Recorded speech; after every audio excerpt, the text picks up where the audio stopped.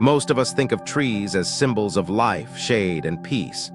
They are in our backyards, lining our streets, standing tall like old friends we never question. But what if one of those quiet, familiar trees is part of the reason your home feels heavier?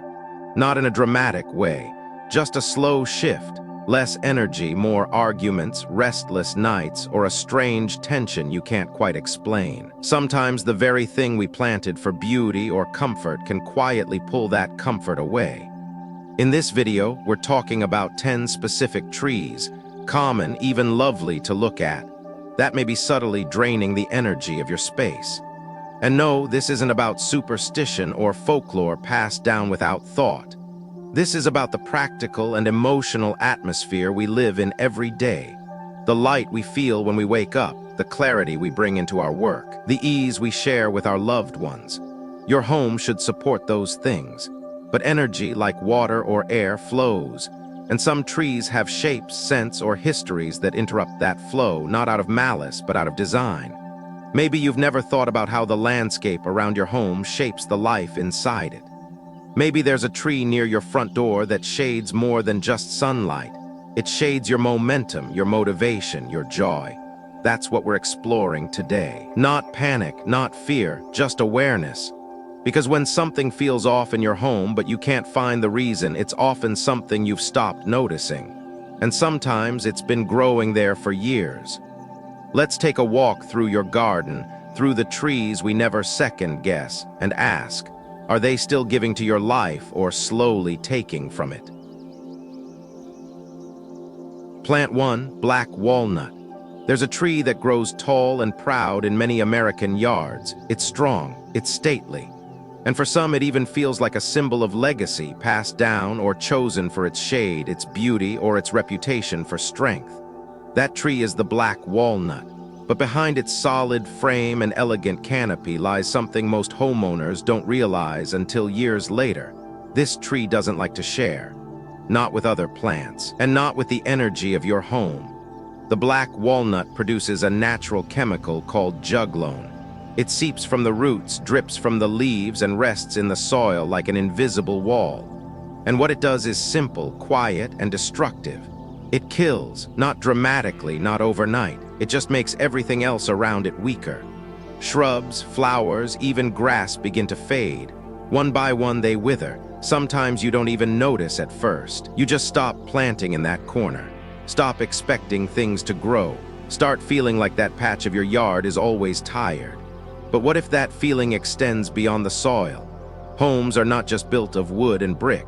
They're built of how we feel inside them. If one part of the home becomes tense, stagnant, or emotionally distant, it ripples. Conversations get shorter. Smiles take longer to show up. And sometimes a kind of isolation creeps in, not loud, not hostile, but present. This is where the black walnut becomes more than just a tree. It becomes a symbol, a strong presence that thrives while everything else retreats. You may have felt it already. That unspoken distance between people under one roof, that quiet tension during meals, or the way everyone seems to spend more time in separate rooms. You try to fix it, new routines, better communication, even remodeling, but nothing really shifts. That's the hard part about energy. When it's blocked, it doesn't matter how much effort you pour in. You won't feel the return. In energy-conscious landscaping, the black walnut is seen as a force of dominant suppression. It doesn't just survive, it overtakes. And while that might sound powerful in theory, in a home, it's poison. Because your home should be a place where energy circulates between people, through the light, and in the smallest, quietest moments. A black walnut doesn't allow for that. It creates hierarchy. It draws in all the strength for itself. And in doing so, it quietly encourages division. Some homeowners report more frequent arguments after planting this tree. Others talk about a kind of heaviness they can't explain. Not sadness exactly, just a persistent friction like no one is quite at ease. Children may become more withdrawn, partners speak less. And sometimes it doesn't even occur to anyone that it might be connected to a tree. After all, how could a plant affect how we treat each other? But here's the truth. Everything around your home, color, light, scent, form, shapes how you feel. A tree that kills what surrounds it might be good for lumber, but it's not good for love, not for peace, and not for prosperity. There's nothing inherently evil about the black walnut. It's just incompatible with shared spaces. Its nature is to dominate. Alone in a field, it's magnificent. In a tight backyard, it's destructive. The longer it stays, the more it claims, until the soil beneath it forgets how to support anything else. So what should you do if you already have one? You don't need to panic, but you do need to decide. If the tree is young, consider removing it while the roots are still shallow. If it's mature and meaningful to your family, balance it. Counter its energy with plants that cleanse and open, lavender, rosemary, or golden bamboo planted at the edges of its shade. Keep the surrounding area light, breathable. And above all, be aware of the energy shifts in your home. Watch for the subtle signs: emotional fatigue, scattered focus, frequent disagreements, and don't dismiss them. Sometimes the thing that makes you most tired is not what's inside your house, but what's just outside the window, standing tall and taking more than it gives. Plant 2, Plumeria. There are certain plants that make you stop and admire them without even knowing why. Plumeria is one of them. With its thick, velvety petals and soft, sweet scent that seems to linger in the air even after the breeze has passed, this tree is almost irresistible. It reminds many people of vacations in Hawaii, peaceful gardens, or spiritual temples. That's what makes it so surprising. Plumeria, for all its elegance, may be one of the most emotionally draining plants you can keep near your home. At first glance, that sounds dramatic, but stay with me. This isn't about folklore or ancient taboos that feel out of place in modern life. This is about the emotional atmosphere you cultivate around your home and how certain plants, without meaning to, can disturb the balance you work so hard to protect. Plumeria has a beauty that stands alone. That's part of the problem. It doesn't invite. It doesn't extend. It doesn't open the space. It holds. It lingers. And emotionally, it often creates the same effect in your energy field. In several cultures, especially across Southeast Asia, Plumeria is associated with loss. Not because it's ugly, not at all, but because it's beautiful in a way that feels quiet and closed. The kind of beauty that reminds you of something you miss, of someone who's gone. That's why some traditions avoid planting it near the home. It's believed to bring a subtle sadness, a deep loneliness that doesn't scream but sighs. And that sigh, once it settles in your space, is hard to clear. You may not notice it at first, but over time, homes with Plumeria planted too close begin to feel hollow, not empty. Just emotionally quiet in a way that's not restful. People stop opening up. Conversations become surface level. Sleep feels light but not restoring. You wake up feeling like something is still unresolved, even though you can't name what it is. What makes Plumeria especially tricky is its timing. It often releases its scent in the evening, right when the day begins to slow and our guard begins to lower. It creeps in gently, like a memory you didn't mean to revisit. And that's where the emotional impact builds. People living near mature Plumeria trees have described feeling haunted, not in a supernatural way, but in a deeply emotional one. Past grief feels heavier. Dreams become more vivid, and the home starts to carry a kind of emotional echo that doesn't align with joy or growth. Now, of course, not every tree affects everyone the same way, but energy is energy. And when something carries the vibration of stillness, solitude, and quiet sorrow, it affects more than your eyes. It touches your nervous system. It shapes the tone of your evenings. It defines the undercurrent of your family's emotional rhythm. If you live with others, especially elderly parents, sensitive children, or anyone processing loss, Plumeria can act as an emotional amplifier. It doesn't bring drama, it brings reflection, and too much reflection without movement becomes stagnation. That's when energy becomes heavy. So what can you do if you already have one? You don't have to remove it, especially if it holds sentimental value. But you do need to observe it. Where is it planted? Is it close to your windows, your bedroom, your patio? Do you notice a difference in how that area of your home feels compared to the rest? If yes, it might be time to create balance. You can soften Plumeria's energy by pairing it with uplifting plants, citrus, lemongrass, or rosemary. These carry movement and light and can help offset the tree's still introspective quality. Also, keep its canopy well trimmed. Don't let it dominate the space. Plumeria's energy is most intense when it stands alone, unshared. And more than anything, be mindful.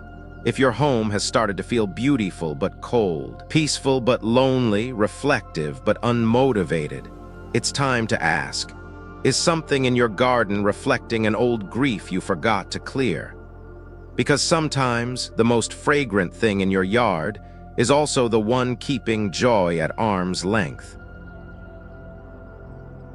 Plant 3, Hibiscus. There's something arresting about a hibiscus in full bloom. The deep red petals, wide open like they are mid-sentence, demand attention. They feel dramatic, alive, even celebratory. But what many people don't realize is that beauty this loud doesn't always bring joy. In fact, in certain places and traditions, the hibiscus has long been associated not with life, but with endings. Now, that might sound strange in a culture that prizes big, bold flowers. We're used to thinking that color equals positivity, that vibrance must mean good energy. But symbols matter, energy matters. And sometimes something that looks bright is actually carrying a history of heaviness. The hibiscus is one of those things. In old traditions across several cultures, the red hibiscus was used in rituals for mourning or even capital punishment. In some stories, it was the last flower seen by someone before they left the world. And even today, in spiritual spaces that work with energy and balance, the hibiscus is approached with caution. Not because it's bad, but because it opens too quickly, burns too bright, and fades too fast. It symbolizes suddenness. And when placed near the home, that energy starts to ripple into daily life in ways most people don't see, until something starts to feel off. Many homeowners who grow hibiscus near their entryways or living spaces report a strange pattern. Arguments that start over nothing, legal troubles that seem to come out of nowhere, or relationships that feel more dramatic than they used to. At first, it's easy to blame life, stress, even hormones. But energy doesn't lie. A flower that once symbolized final goodbyes may not be the best thing to plant at the front door, the very place where energy is meant to enter and gather. Energetically, hibiscus carries a soft, unstable vibration. Its stems are thin, its roots shallow, and its branches are fragile. It doesn't hold energy, it lets it slip. It's not strong enough to ground anything, and certainly not strong enough to protect your home's flow of wealth, stability, or peace. That's where the real issue lies. It doesn't actively harm, but it fails to protect. And in subtle energy, what you don't guard gets lost. What makes this more challenging is that the hibiscus grows fast, blooms often, and seems effortless. That ease can fool you. It looks like abundance, but it's hollow. There's no depth to anchor the energy. So you keep planting, it keeps blooming, and still, something always feels slightly chaotic. And if you've been through a tough chapter, grief, divorce, financial instability, the hibiscus can amplify that chaos. Its energy flares and falls, peaks and crashes. It doesn't know how to hold calm. It's passion without roots. And for a home trying to rebuild peace, that's like adding fire to a wound. So what should you do if you have hibiscus in your yard? You don't have to uproot it tomorrow, but notice where it lives. Is it near your main entrance, your kitchen, your living room window? If yes, consider moving it to a less central part of your space, somewhere it can bloom without bleeding into your home's core energy. Pair it with grounding plants like jade, rosemary, or snake plant. These have strong, stable roots and can absorb or soften the erratic frequency hibiscus gives off. Trim it regularly. Don't let it overtake the space. And if it starts to feel emotionally loud, like too much color, too much intensity, you're not imagining it, you're feeling it. Because in the quiet language of energy, not all beauty is gentle, not all color invites joy, and not all growth is helpful. The hibiscus, like many things in life, is beautiful but brief. It teaches us something about cycles, about release. But unless you're in a place where that lesson needs to be lived again, it might be wiser to learn it once and then let it go. Sometimes protecting the energy of your home isn't about removing what's ugly. It's about recognizing when something lovely no longer serves you. Plant 4, papaya. Not every plant that grows easily is meant to be near your home. Papaya is one of those plants. It's familiar, unassuming, and generous with fruit. In many backyards, it grows fast and tall, with wide leaves and a soft trunk that makes it seem humble, even helpful. But underneath that simplicity lies a pattern, one that, when placed too close to a home, can quietly drain the energy you work so hard to protect. Let's start with something practical. The papaya's trunk is hollow. Not partially, not subtly, it's visibly soft and breakable. That matters more than most people realize. In energy-conscious design, anything hollow near the core of the home, especially the front door, kitchen, or living room, is seen as unstable. It represents a loss of foundation, a structure that can't hold no matter how tall it grows. And when your home's foundation, energetically speaking, feels hollow, life starts to feel that way too. You might find yourself working harder but feeling less productive, getting rest but still waking up tired.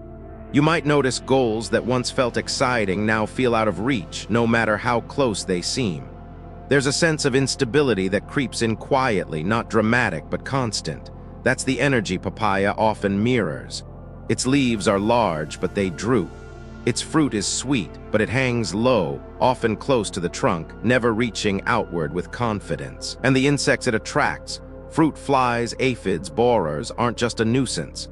They represent clutter, energy disturbance, and emotional distraction. When a papaya tree is planted near spaces meant for connection or creation, your dining area, your workspace, it slowly introduces a heaviness. Not loud, just distracting, disorienting, unsettling. For women in midlife and beyond who have spent years building homes filled with care, intention, and presence, this kind of energetic leak matters. It's not about superstition, it's about support, about whether your space holds you or saps you.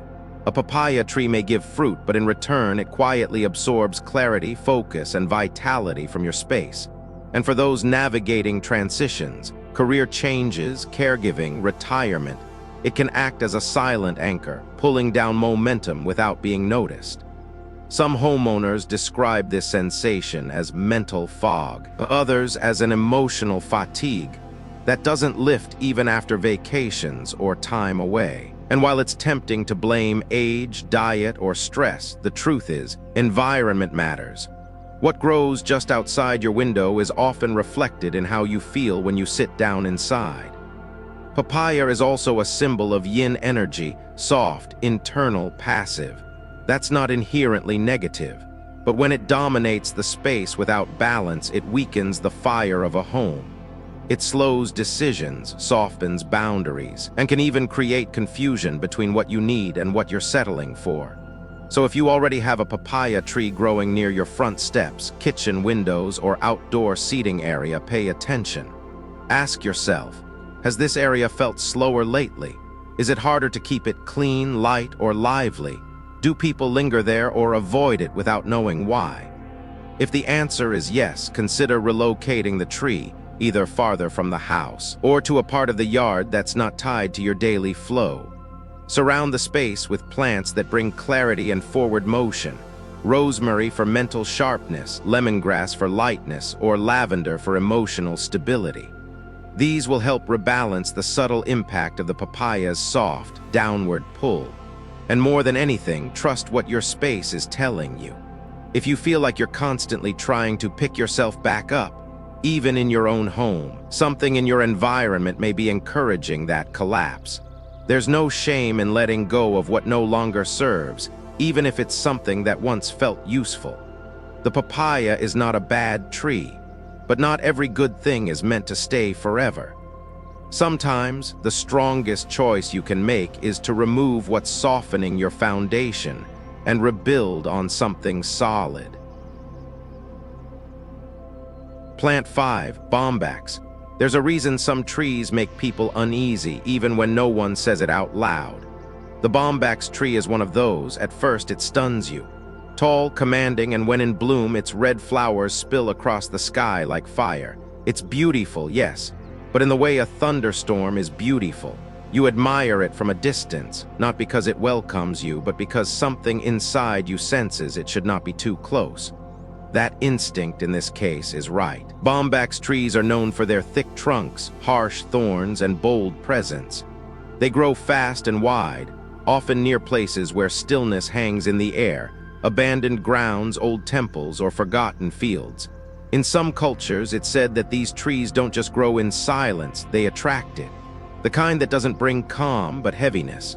That kind of silence that settles into a place and stays there too long. The thorns on a bombax tree are sharp and aggressive. They're not hidden, and that's part of what makes the energy so intense. In energy-aware spaces, sharp points, especially when directed outward, are said to cut through the natural flow of harmony. They stir restlessness. They create edges in places meant to be soft. So when you plant something like bombax near a family home, the environment responds. Conversations become more clipped. Tension rises faster. Children may become defiant, spouses more reactive, and elderly parents more withdrawn. What's tricky is that the impact doesn't always show up right away. At first, it might just feel like a shift in mood. Heavier dinners, quiet mornings, the kind of distance that doesn't start with words but with the energy between them. You may start avoiding certain parts of the yard, or find yourself lingering indoors when you used to enjoy the breeze. It's not fear, it's aversion. Your body knows something the mind hasn't named yet. The emotional weight of bombax is amplified by its bloom. When its bright red flowers fall, they don't scatter gently. They drop heavily, and in large numbers. The sight of them covering the ground might look poetic in photos, but in real life it feels a little like loss. There's a sense of mess, of something that arrived fast and left faster without leaving peace behind.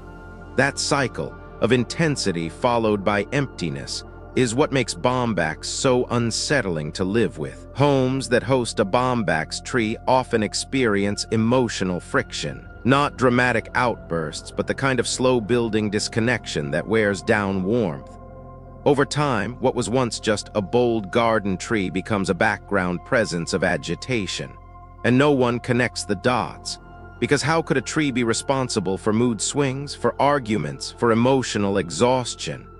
But as with anything in your environment, intention matters, and bombax doesn't know how to coexist. It dominates. It takes space. Its energy doesn't soften, it pushes.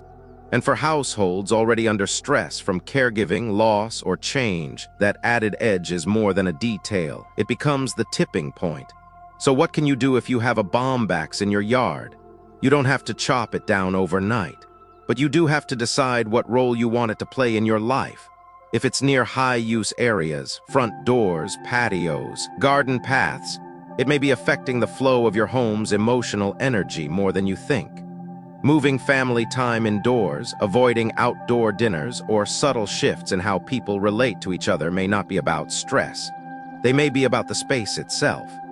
You can begin by trimming its canopy, minimizing its thorns, and clearly defining the boundary between the tree and the home. If removal isn't possible, introduce balancing elements, plants with soft leaves, rounded shapes, and nurturing scents. Lavender, mint, fern, these counterbalance bombax's sharpness with calm, but most importantly, trust how the space makes you feel. If being near that tree makes you feel watched, braced, or emotionally tense, even when nothing's wrong, then something's wrong. Energy doesn't lie, and just because something grows in your yard doesn't mean it should stay there forever. Sometimes, the bravest thing you can do for your home is not to add more beauty, but to release what feels powerful for all the wrong reasons. Plant 6. Mulberry. At first glance, the mulberry tree seems innocent, even charming. Its leaves are soft, its fruit sweet, and its shade generous. It evokes images of countryside afternoons, quiet porches, and children's hands stained purple in summer. But as with many things that feel nostalgic, not everything it brings stays gentle. The mulberry carries a hidden cost, one that reveals itself slowly, through patterns in your space and shifts in your energy that you might not trace back to the tree. Let's begin with something simple, The mulberry never stops shedding. Its leaves fall all year round, not in one grand sweep like autumn trees, but in a slow, relentless sprinkle. Every breeze knocks a few more loose. Every morning reveals another thin carpet beneath it. And while that may seem harmless or even natural, it's worth asking, what does it mean when something in your home space is always losing? In the language of subtle energy, constant shedding represents slow depletion. It's not dramatic, it's gradual, but it adds up. When the tree closest to your home is always in a state of loss, your space starts to mirror that rhythm. Not enough to ring alarms, just enough to dull momentum. You clean more, but the space still looks messy. You budget harder, but money seems to disappear. You try to rest, but you wake up with the same fatigue. It's not chaos, it's drain. And the roots, that's where it gets serious. Mulberry trees have aggressive, far-reaching roots. They don't respect boundaries. If planted too close to your home, they can disturb pipes, crack walkways, even shift foundations. You may not see the damage immediately, but over time you feel it. Small repairs, plumbing issues. That sense that your home, once steady, is now always needing something. Constant maintenance becomes the new normal. Emotionally, the impact is just as real. A mulberry tree, especially a large one near your main living space, can introduce a heaviness that lingers. Not sadness, just a persistent low vibration. It becomes harder to feel motivated. Chores feel heavier. Relationships grow quieter. There's no drama, just a slow softening of energy, like a light that stays dim no matter how many windows you open. What makes the mulberry especially challenging is its timing. It doesn't strike, it creeps. You might live with one for years before realizing that every area of your life near that tree feels stuck, that your savings never grow, that every opportunity feels one step out of reach. And because the changes are slow, you rarely think to connect them to the tree. But nature has rhythm, and everything around your home participates in that rhythm, whether you notice or not. If you're someone who values flow, financial, emotional, or spiritual, then what you plant near your home matters. A tree that constantly lets go is not the right partner for someone trying to build, grow, or stabilize. And for women in midlife especially, who often carry the weight of multiple generations, it's important that your space nourishes you, not subtly drains you. So what can you do? First, notice, where is the mulberry planted? Is it near your front entrance, bedroom windows, or home office? Do those areas feel more cluttered, more chaotic, harder to care for? If yes, it may be time to set a boundary. If possible, relocate the tree farther from the house. If not, contain its reach. Trim it back regularly. Keep its roots managed. And most importantly, shift the energy around it. Introduce grounding plants, evergreens, thick-leafed shrubs, or flowering herbs. Create visual and energetic contrast so the feeling of loss isn't all your space knows. And if part of you resists, because the tree has been there a long time or reminds you of something meaningful, honor that. But remember, not everything that's been with you for years is meant to follow you forward. The mulberry is not malicious, but it teaches a pattern of letting go without return. And unless that's the season you're in, you may be better served by trees that know how to hold, how to root, protect, and grow without asking for more than they give. Because sometimes what seems sweet is simply too soft to build a life around. Plant 7, weeping willow. There's a quiet kind of sadness that settles into some spaces, and no one can quite explain why. The house is clean, the light is soft, the garden is green. And yet something feels heavy, not loud, not dramatic, just present, like a sigh that never ends. If that feeling sounds familiar, and if somewhere in your yard stands a weeping willow, it might be time to take a second look. The weeping willow is a tree most of us know by sight and by emotion. Long, draping branches that touch the ground, a graceful arc as if bowing in constant sorrow. It's beautiful in photos, in poetry, in memory. But near the home, this kind of beauty doesn't always heal. In fact, it can quietly bend the emotional tone of the entire space downward. The first thing to know is that willows carry strong yin energy. In simple terms, that means inward, still, slow, and heavy. When balanced, yin energy is restorative. But when there's too much of it, especially near the main door, windows, or gathering spaces, it creates emotional weight. That shows up as indecision, loneliness, nostalgia, or a strange lack of momentum that never fully lifts. Women who live near weeping willows often describe a quiet fatigue, a feeling of always needing to push through. The day feels longer, focus comes slower, and when you finally sit down to rest instead of calm, there's a subtle ache, a longing for something you can't quite name. That's what the willow does. It holds emotion, too much of it, and it asks you to do the same. In some traditions, willow trees are said to invite sadness, not by causing tragedy, but by amplifying what's already there. If you're already navigating grief, a season of change, or even just midlife reflection, the willow doesn't offer release. It deepens the echo. And if that echo isn't moved through, it becomes the soundtrack of your space. Always soft, always just under the surface. For families, especially those with daughters, this can be even more subtle. In energy-aware homes, there's a long-held belief. A house with a daughter should not grow willows. Why? Because it's said the tree bends her spirit, makes her less resilient, less confident, more likely to shrink inward instead of grow outward. Whether you take that literally or metaphorically, it's worth considering, because the shape of a tree often mirrors the shape of what grows around it. The physical design of the weeping willow doesn't help. Its branches fall over entryways, block light, and create shadowed pockets around the home. These aren't just aesthetic issues. In energy-conscious landscaping, blocked light means blocked flow of energy, of opportunity, of connection.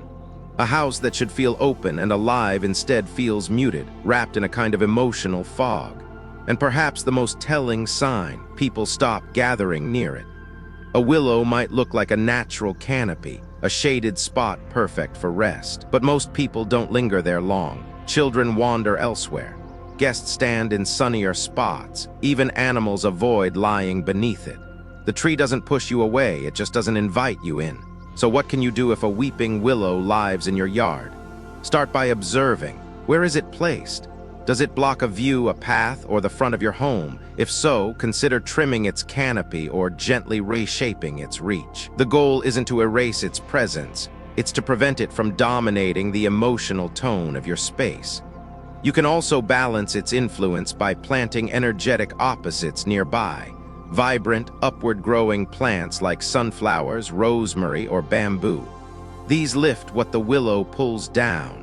Most importantly, listen to how you feel near it. Not once, but over time.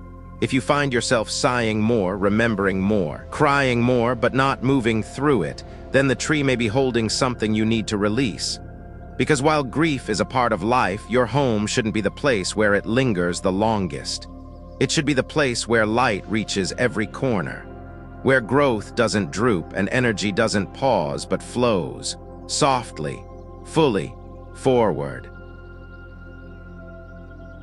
Plant 8, pine tree. There's a kind of strength we admire without question. The tall, straight, unshakable presence, the one that weathers storms and never bends. The pine tree has that kind of strength. For many, it represents resilience, staying green through winter, standing tall through change. But sometimes what looks like strength from a distance can feel cold up close. And when a pine tree is planted too close to your home, what it gives in shade, it may take away in warmth. The pine is a tree of sharp lines and strong silence.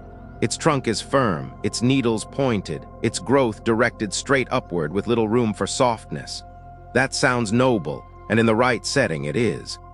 Pines belong in open landscapes, mountain ridges, or wild spaces where their energy can stretch and anchor without constraint. But in a home setting, especially one built for comfort, connection, and healing, the energy of the pine can quickly shift from supportive to severing. Let's begin with its structure. Pine needles aren't soft. They're thin, stiff, and when grouped together, they create a kind of quiet armor. Energetically, they project what's called cutting kai, a type of energy that slices through instead of wrapping around. That becomes a problem when a pine tree is planted directly in front of a house, near walkways, or close to common living areas. Instead of inviting flow, it disrupts it. The path of energy into your home, what many traditions call the mouth of fortune. becomes blocked, pierced, or redirected. You might notice the effects not as chaos, but as coldness. Family members become more distant. Conversations become efficient, but not warm. People retreat to their own spaces, and even when you're all in the same room, something feels disconnected. It's not tension, it's absence. Like a quiet withdrawal you can't quite explain. For women managing both emotional and physical labor, caregiving, planning, nurturing, it's especially important to protect the softness of the home. Not weakness, softness. The place where your nervous system can exhale, where presence matters more than performance. A pine tree near your front door, especially if it stands alone, can erode that softness over time. Not by force, but by vibration. Its energy is upright, focused, and cool. It doesn't comfort, it observes. There's also the emotional symbolism to consider. Pine trees grow fast, but not wide. They reach upward without branching outward, which in energy terms can suggest isolation. It's the kind of presence that says, "I'll handle it alone." And while independence is a strength, when it dominates a space meant for family and belonging, it creates loneliness. A subtle message that says connection isn't safe here, that everyone should just stay in their lane. Some homes with prominent pine trees report recurring patterns. Feelings of stagnation despite effort, emotional distance even in loving relationships, or a low but persistent sense of being on edge. That's what cold energy does. It doesn't push you over, it wears you down. And because the pine is evergreen, that feeling never really leaves. It stays, even in summer, even on bright days. So what can you do? If your pine is planted far from the house in a wild area or open field, let it be. It belongs there. But if it's standing guard at your front steps, or looming beside your windows, it might be time to rethink its role.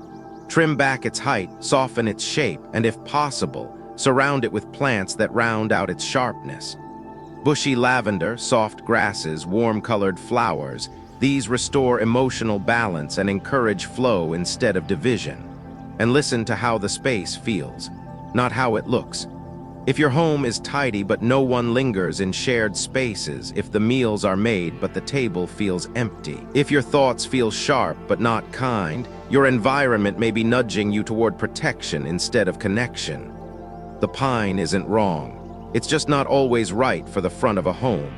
There's a difference between standing strong and standing alone. And sometimes the strength your house needs isn't the kind that reaches up, it's the kind that wraps around. Because a home should hold you, not just shelter you. Plant 9, Thorny rattan. Some plants grow with grace, soft leaves, gentle vines, a quiet way of weaving themselves into a space without disruption. And then there's thorny rattan, a climbing plant that doesn't just grow, it takes over. Fast, aggressive, and unyielding, it wraps tightly around walls, fences, and anything within reach. At first, it may seem like a lush, dramatic addition to a garden. But left unchecked, it becomes something else entirely. A symbol of entanglement, imbalance, and emotional tension hiding in plain sight. The trouble with thorny rattan isn't just that it has thorns, it's how it uses them. This plant doesn't stand tall on its own. It leans, climbs, and coils, latching onto stronger structures to get where it wants to go. It wraps, squeezes, and clings. That pattern might sound like just a growth habit, but in energy terms, it tells a deeper story. A story of emotional tightness over attachment, and energy that can't move freely. Homes with thorny rattan nearby often begin to feel the effects gradually. The air feels still. The light doesn't quite reach. You might find yourself rearranging furniture, opening windows, burning candles, but the heaviness remains. That's what this plant creates, pockets of trapped energy. Places where flow gets interrupted, where openness turns into emotional clutter. And it's not just physical. This plant holds a metaphor that shows up in real life. You might start to feel wrapped up in problems that never resolve, conversations that circle but never land, relationships that feel tight but not secure. If you've ever said, "I just feel stuck and I don't know why," and you happen to have thorny vines creeping along the side of your home, there may be a connection you haven't seen yet. In traditional energy wisdom, thorns are seen as sources of disruption. They don't just protect, they pierce. And while that might serve a purpose in wild nature, it's not ideal for a home built for peace. The sharper the energy that surrounds you, the more guarded your nervous system becomes. And the more guarded you are, the harder it is to soften, even with the people you love most. Thorny rattan also grows in thick, tangled clusters. It doesn't breathe. It doesn't let light through. And energetically, that translates into confusion, a sense of always needing to untangle something. In your thoughts, your emotions, your daily life, you might find yourself overthinking, over-explaining, or carrying responsibilities that feel woven into your identity, but leave you exhausted. And here's the hardest part. This plant thrives on imbalance. It pulls more than it gives. It absorbs more light, more nutrients, more space than other plants around it. And the result is always the same. Everything else begins to weaken. That's what unchecked energy does. It doesn't announce itself. It just keeps growing until the balance is gone. So what can you do? First, acknowledge it. Look at where the rattan lives. Is it wrapped around your entryway, creeping across your walls, covering a fence that once let light through? If it's taking more space than it gives back, it may be time to cut it back or remove it completely, not out of fear, out of clarity. This isn't about blaming a plant for your life. It's about understanding the patterns you allow into your space. If something is always pulling, always wrapping, always taking, it eventually starts to teach you that's what you should expect from life too. And that's not the lesson your home should teach. You can replace thorny rattan with climbing plants that breathe and brighten, like jasmine, wisteria, or morning glory. Plants that still reach but do so gently. That still climb but leave room for light. More than anything, ask yourself, is your home a place where energy moves freely, where you can exhale, unravel, let go? Or is it a place where you're constantly navigating emotional vines that never stop tightening? Thorny rattan may grow silently, but what it says about boundaries, about balance, about letting go is loud. You don't need to live tangled, not anymore. Plant 10, Juniper. There's a kind of stillness that feels peaceful, and then there's the kind that feels stuck. You walk into a room or step outside your front door and the air isn't tense, it's just flat. As if nothing is growing, nothing is moving, nothing is reaching. That sensation, subtle but heavy, often finds its way into spaces where juniper grows. Juniper, with its evergreen leaves and crisp scent, is often planted with good intentions. It's hardy, low maintenance, clean looking. But underneath that simplicity is a deeper energy, one that doesn't always serve the heart of a home. Because while juniper looks calm, what it holds is cold. Not cool like a breeze on a summer morning, cold like the kind that settles into your bones. The kind you can't quite shake, even on warm days. Let's start with the physical presence of juniper. Its foliage is sharp and needled. Its growth is tight, dense, often low to the ground. It doesn't lift or dance or welcome, it guards. And in energy-sensitive spaces, that kind of plant creates contraction, not security, restriction. You might find that certain areas of your garden or walkway feel uninviting, not because they are messy, but because something in the air feels closed off. That's juniper's quiet effect. It tightens what should be open. For homes with older adults, especially women who are relearning how to rest, how to soften, how to live for themselves again, this matters deeply. Juniper carries the energy of duty. It holds things in. It survives but rarely thrives. And when planted near doors, windows, or gathering spaces, it can invite that same energy into your home. The sense that you must stay composed, that softness is unsafe, that you're here to endure, not to expand. Many women describe life with juniper nearby as organized but emotionally flat. The house is clean, routines are in place, but joy feels muted. Creativity becomes task-oriented. Laughter fades more quickly than it used to. And connection, it's there, but thinner. Like you're always almost relaxed, but never fully. That's not just life, that's space. Juniper also holds onto energy. Its dense growth traps dust, dry leaves, and sometimes even pests that linger. And metaphorically, it holds old emotion in the same way. Grief that wasn't expressed, anger that was quieted, fatigue that became normal. It's a plant that says, keep it in, keep it quiet, keep going. But that's not the story your home should tell. For women who have spent decades holding families together, managing emotions, absorbing stress, there comes a time when the house must shift from a place of control to a place of healing. And that requires plants that open, soften, breathe. Juniper doesn't do that. It walls off. It tightens the energy field, and slowly your body begins to match it. So what can you do? First, notice how close the juniper is to your home's most emotional spaces. Does it grow near your front door, where new energy is meant to enter? Near your kitchen, where nourishment begins? Or your bedroom windows, where rest is supposed to restore you? If so, consider trimming it back or replacing it entirely. Juniper belongs in wide, open landscapes where its energy can ground but not confine. In home spaces, it's best replaced with plants that lift the energy gently, like hydrangea for softness, rosemary for clearing, or peonies for emotional openness. Plants that feel like a breath, not a barrier.